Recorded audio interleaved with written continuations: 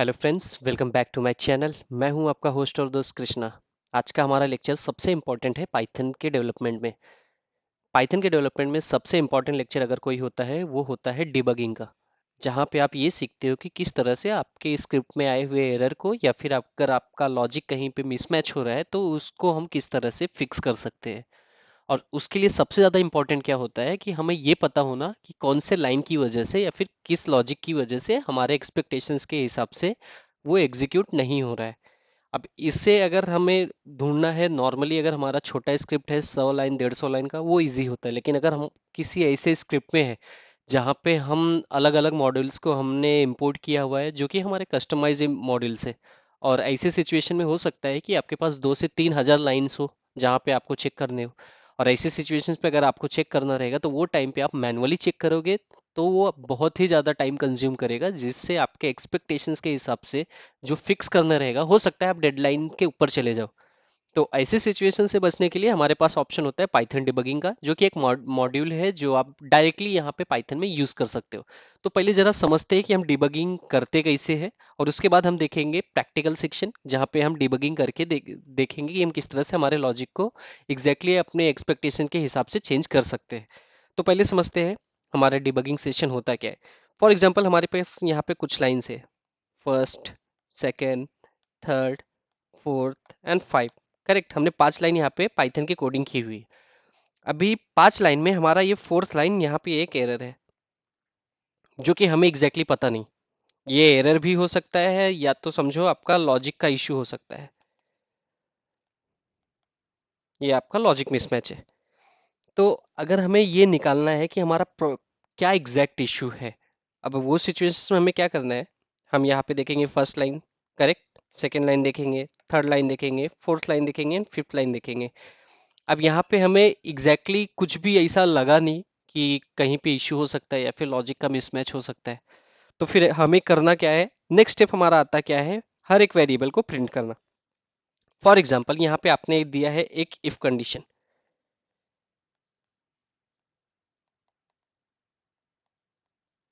ये if condition में आपने कुछ लिखा हुआ है, इफ ए इन, कोई एक लिस्ट समझो, लिस्ट बी करके, करेक्ट। अब इसके बाद आपने यहाँ पे फॉर एग्जाम्पल कुछ भी प्रिंट करवाया है या फिर कुछ भी आपने करवाया हुआ है, प्रिंट ए टू जेड। अब यहाँ पे आपको चेक क्या करना है कि आपका ये जो लिस्ट बी है इसकी वैल्यू क्या है, लिस्ट बी। एंड इसके बाद आपकी ए की वैल्यू क्या है, और इसके बाद ये कंडीशन ट्रू हो रहा है या नहीं। अगर समझो आपका ये कंडीशन ट्रू होना ही चाहिए और फिर भी ये ट्रू नहीं हो रहा है, तो आपके लिए बेस्ट ऑप्शन है आप आपके लिस्ट को भी प्रिंट करके देख लो, आपके वेरिएबल को भी प्रिंट करके देख लो। तो आपको सीधा सीधा पता चल जाएगा कि आपका वेरिएबल की जो वैल्यू है वो लिस्ट के अंदर है या नहीं। और अगर समझो आपका वो एग्जिस्ट नहीं करता है वैल्यू, तो फिर इसका मतलब है कि हमारे वेरिएबल में या लिस्ट में कुछ ना कुछ तो इश्यू है, फिर हमें उसे फिक्स करना होगा, करेक्ट। तो हम जरा और दूसरे सिचुएशन को समझते हैं कि फॉर एग्जांपल यहाँ पे आप एक आपने एफ एन एल्स कंडीशन दिया है। मेजरली जितने भी लॉजिक के इश्यू होते हैं वो एफ एन एल्स में ही होते हैं। तो आपने यहाँ पे एक F A equal to five, और यहाँ पे आपने दिया हुआ था प्रिंट करके ए इज फाइव। आपने कुछ इस तरह से वैल्यू दिया हुआ था। एंड एल्स में आपने दिया हुआ था कुछ भी आपके लॉजिकल कोडिंग हम बोल सकते हैं। फॉर एग्जांपल आप कुछ फाइल को राइट कर रहे हो या फिर कोई लॉग क्रिएट कर रहे हो, तो ये सब सिचुएशंस आप एल्स कंडीशन में कैप्चर कर रहे हो। लेकिन वहां पे लॉजिक क्या है कि अगर वो 5 की वैल्यू ना हो तो ही राइट करना चाहिए, तो ही लॉग क्रिएट होना चाहिए। तो अभी क्योंकि 5 आएगा तो लॉग क्रिएट नहीं करना है, तो हम सिंपली यहाँ पे प्रिंट कर दे रहे हैं। एल्स में अभी क्या होगा कि अगर समझो हमारे पास 5 की वैल्यू नहीं आ रही तो हम एक फाइल राइट कर रहे हैं। तो हम यहाँ पे जा रहे हैं विथ ओपन, और यहाँ पे हम फाइल का नाम जो भी है log.txt,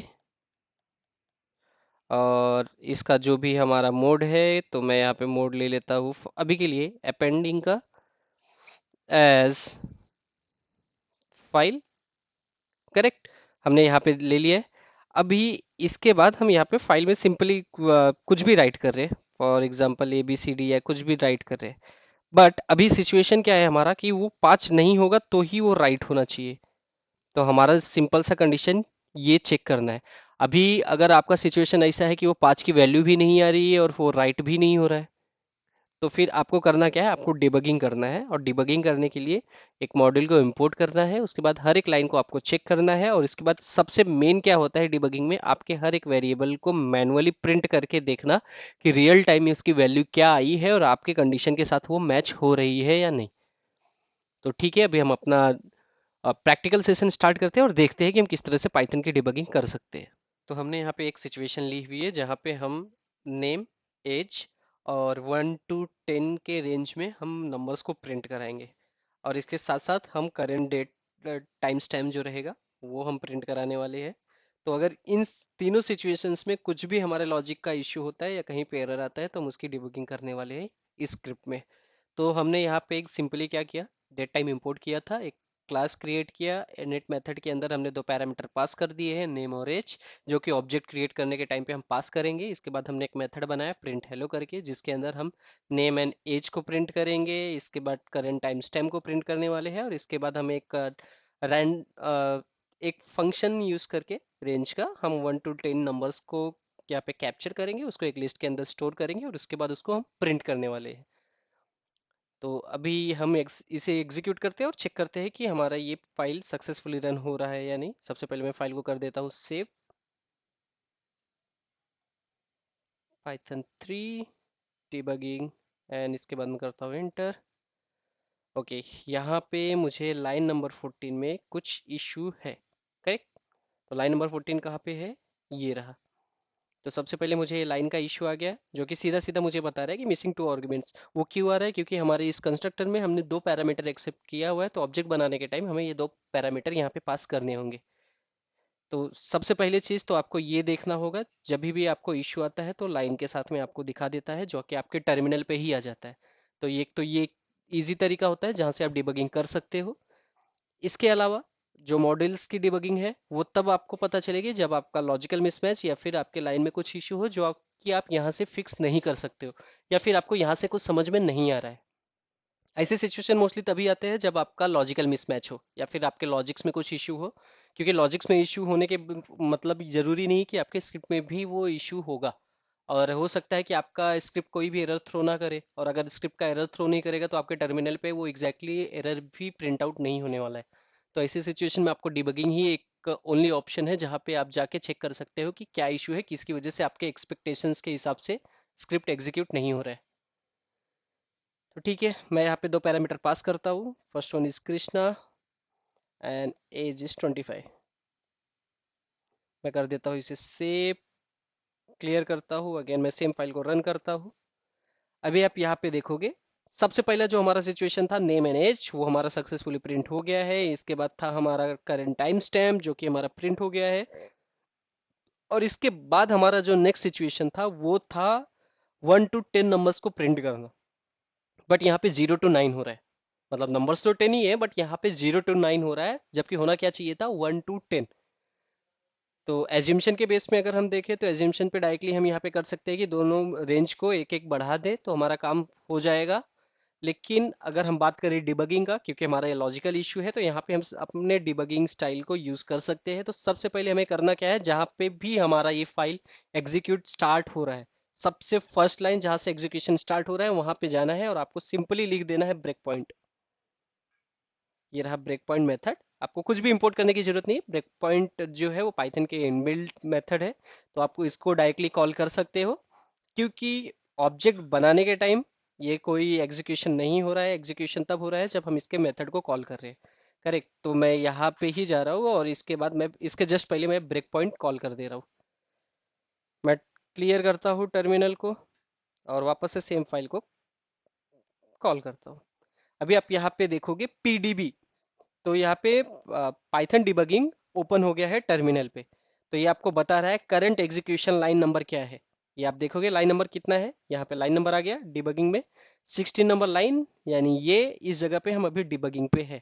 तो यहाँ पे ये देखो कोड भी दिखा रहा है कि हम इस जगह पे है। अगर आपको फिर भी देखना है इसको तो आप सिंपली एल टाइप करके एंटर मार दोगे, आपको एग्जैक्टली बता देगा। ये देखो आपका कोड यहाँ पे आ गया और यहाँ पे इंडिकेट कर रहा है कि इस लाइन के डिबगिंग पे हम अभी करंट टाइम पे है।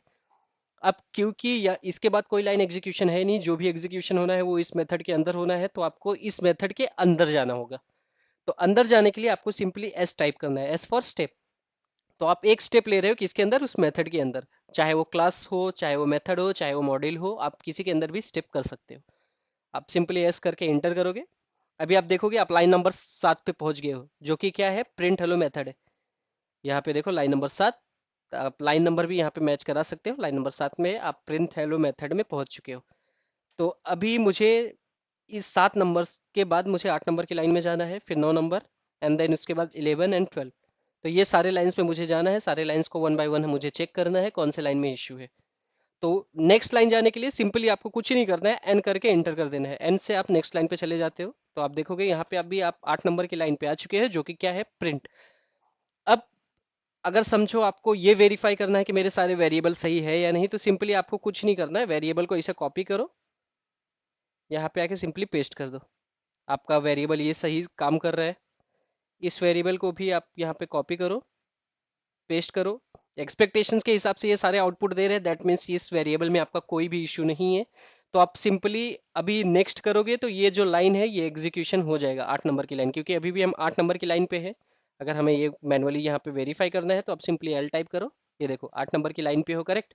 अभी हमने जो प्रिंट किया था वो तो मैनुअली मैंने वेरिएबल को प्रिंट किया हुआ था। तो अभी मुझे पूरे लाइन को एग्जीक्यूट करने के लिए मुझे नेक्स्ट लाइन जाना पड़ेगा, तो मैं नेक्स्ट करूंगा। देखो अब प्रीवियस लाइन यहाँ पे एग्जीक्यूशन हो चुका है, जहाँ पे hello Krishna is equal to 25 print हो चुका है।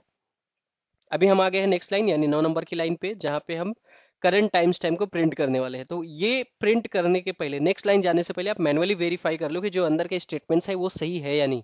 अब ये इसलिए जरूरी है कि समझो अगर इसी लाइन में इश्यू होगा तो जब आप नेक्स्ट लाइन करोगे तो वो डायरेक्टली एरर थ्रो कर देगा और आपको एग्जैक्टली पता नहीं चल पाएगा कि किस लाइन या किस रीजन की वजह से वो एग्जीक्यूशन में प्रॉब्लम आया था।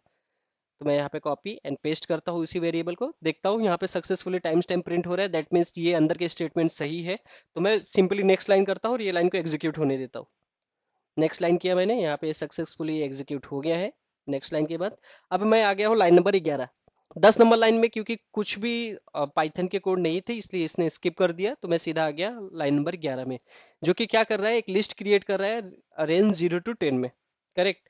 तो अभी क्योंकि ये खुद का एग्जीक्यूशन है, यहाँ पे वेरिएबल क्रिएट हो रहे हैं, तो मुझे ज़रूरत नहीं है यहाँ पे कोई भी प्रिंट करने की। एक्चुअली मैं प्रिंट भी नहीं कर सकता इस वेरिएबल को जब तक ये वेरिएबल क्रिएट ना हो। तो इस लाइन में ये वेरिएबल क्रिएट हो रहा है, इसलिए मैं सिंपली इसको क्या कर देता हूँ, नेक्स्ट। अब नेक्स्ट करने के बाद क्या हुआ, ये वेरिएबल क्रिएट हो गया है। अब प्रिंट करने से पहले ही मैं ये चेक कर लेता हूँ कि ये लाइन में जो वेरिएबल बना था उसके अंदर वैल्यू क्या है। तो यहाँ पे मुझे पता चल गया कि ये जो वेरिएबल बना है इस वेरिएबल के अंदर ही हमारे जो वैल्यूज थे वो गलत थे। तो मतलब मुझे एग्जैक्टली पता चल गया कि मुझे फिक्स कहाँ करना है। अभी मुझे करना क्या है, सिंपली मैं यहाँ पे ये जो रेंज है, ये 0 to 10 वाला, ये सेम लाइन को मैं कर लेता हूँ कॉपी, और यहाँ पे मैं इसे पेस्ट करता हूँ और देखता हूँ। ये देखो मैं डायरेक्टली पाइथन के कोड भी एग्जीक्यूट कर सकता हूँ डिबगिंग के टाइम पे। तो मैंने यहाँ पे चेक कर लिया कि जो मैंने कोड लिखे हुए थे इस कोड का एक आउटपुट क्या आ रहा है। तो यहाँ पे पता चला ये आ रहा है। अब सिंपली मैं क्या करूंगा, एक एक यहाँ पे बढ़ा देता हूँ। 1 and 11 मैंने रेंज कर दिया है और मैं यहाँ पे इंटर मारता हूँ। अभी देखूंगा तो मेरे एक्सपेक्टेशन के हिसाब से आउटपुट आ गया है। तो मुझे ये पता चल गया है कि ये जो लाइन था, लाइन नंबर की यहाँ पे 11 पे, तो ये जो मैंने कोड लिखा हुआ था रेंज 0 to 10 वाला, ये करना क्या है मुझे। यहाँ पे देखो मैंने डिबगिंग के टाइम पे ही एग्जीक्यूट करके चेक कर लिया कि मेरे एक्सपेक्टेशन के हिसाब से अगर एग्जीक्यूशन करना है तो मुझे चेंज क्या करना होगा, रेंज के अंदर 0 की जगह पे 1 और 10 की जगह पे 11 करना होगा। तो मैंने यहाँ पे ये फाइंड आउट कर लिया। अब मैं जाके सिंपली यहाँ पे सिर्फ वही चेंजेस कर लूंगा और मेरा काम खत्म। तो ये था एक बहुत ही इजी वे जहां से आप डिबगिंग कर सकते हो। यहाँ पे आपने सबको सीख लिया है किस तरह से आप फाइल की डिबगिंग कर सकते हो, किस तरह से आप मेथड के अंदर स्टेप कर सकते हो, आप नेक्स्ट लाइन जाने के लिए क्या कर सकते हो। और अगर आपको कोई भी जगह पे लाइन को एग्जीक्यूट करवाना है तो सबसे पहले मेक श्योर कि आप उसके वेरिएबल को प्रिंट करके ये चेक कर लो कि जो भी आपका एक्सपेक्टेशन है उसके हिसाब से आपको आउटपुट मिल रहा है या नहीं। अगर आउटपुट मिल ही नहीं रहा है तो इसका मतलब है कि आपका लॉजिक आगे चल के वो फेल होने वाला ही है। तो आपको वहीं पे क्लियर करना है कि आपको आपने जो वेरिएबल बनाया है उस वेरिएबल में क्या क्या आपको चेंजेस करने होंगे कि जिसकी वजह से आपका एक्सपेक्टेशन के हिसाब से एग्जीक्यूशन होना स्टार्ट हो जाए। जैसा कि अभी हमने यहाँ पे किया था, हमें ये पता चल गया था इसी लाइन में इश्यू है। तो हमने क्या किया, ये जो वेरिएबल के अंदर हम वैल्यू को स्टोर कर रहे थे, इसको हमने मैनुअली रन किया डिबगिंग में ही। तो हमें पता चला कि यही गलत हो रहा है। तो हमने क्या किया, यहाँ पे वैल्यू को चेंज किया और उसके बाद हमने चेक किया हमारा एक्सपेक्टेशंस सक्सेसफुली एग्जीक्यूट हो रहा है। देन हमने सेम चेंजेस किए और उसके बाद हमारा एक्सपेक्टेशंस के हिसाब से रिजल्ट आना शुरू हो गया। तो ये था हमारा पाइथन का डिबगिंग, जो कि बहुत ही ज़्यादा इंपॉर्टेंट था। So thanks for watching, please keep supporting and please subscribe the channel.